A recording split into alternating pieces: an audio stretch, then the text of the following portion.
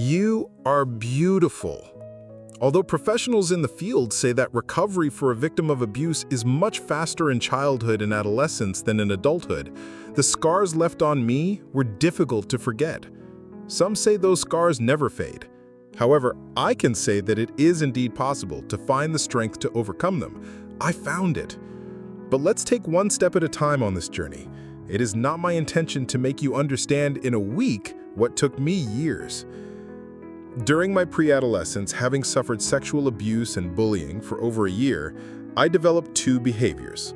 I despised my appearance. I sought to excel in everything I did. At school, I was top of my class, and my academic performance soon earned me an internship in the afternoon. That was how I received my first salary. I aimed for independence because I considered myself a burden to my grandparents. Besides, because of the abuse I had suffered, I was convinced that I had no value. In a way, I even thought I deserved that suffering. Despite the success and recognition I received from others, I was aware that I lived with two distinct personalities. I was the exemplary, happy, intelligent young woman who received love and affection from her family. Yet, at the same time, I compared myself to the other girls in class and saw them as beautiful and accomplished, while I hated myself and felt dirty, used. I didn't know about many of their personal struggles, but in my eyes, they were fortunate to have a family, a father and a mother who protected them. All my plans were academic and professional. I didn't think about dressing up, taking care of my health, or exercising. I even dropped out of physical education because nothing could change the way I saw myself. Horrible. The first and perhaps lasting feelings after abuse is feeling dirty. It may sound harsh, but that's exactly how it feels. No bath and no tears can wash away the disgust you feel for yourself or the growing self-rejection inside. Emotionally, you feel humiliated, devalued, as if your worth had been taken from you. Is it worth living like this? I thought about this many times, but then I remembered I couldn't disappoint my grandparents.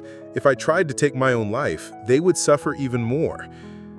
If a child who doesn't even understand what sex is feels dirty after being abused, I can only imagine how you, who may have suffered abuse in adulthood, fully aware of what was imposed on you, must feel. Any form of abuse provokes a sense of impurity. If not in the physical body, then surely in the soul or ego. I usually say that abuse leaves a mark on the calendar, and from that day on, you no longer live. You simply let life carry you. You feel ugly, unworthy, frustrated, and you stop yourself from dreaming. When you dare to look in the mirror, you despise what you see, and then begins the process of self-destruction. But stop and think. You are still the same person you were before the abuse. I'm not talking about the outside, the scars you carry, but what is inside you. I'm still the same girl I was before it all happened. I have the same joy, the same affection, and the same beauty I had before, because what happened was never my choice. And years later, I regained my purity. No one chooses to be molested and brutalized.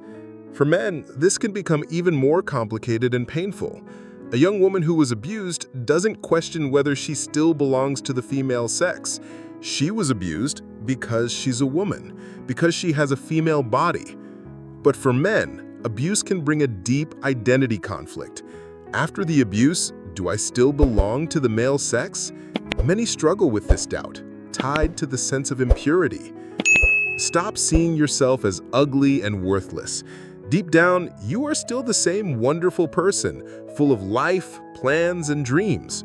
Circumstances may have made you change, close yourself off and sabotage yourself, but now it is time to rescue that beautiful person who lives inside you. It took me 8 years after the abuse to understand this truth, but I hope to awaken it in you right now. I was already 21 years old, but my mind was stuck back on that afternoon in 1976. Allow yourself to think, even if just for a moment, about the girl, young woman, or woman full of beauty who still lives inside you. That's right, she is still there.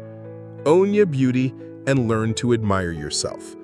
For it is written in the Bible, "Since you were precious in my sight, you have been honored, and I have loved you. Therefore I will give men for you, and people for your life." Isaiah 43, verse 4. If this message touched your heart, click the follow button and share it with someone you know who needs to hear this.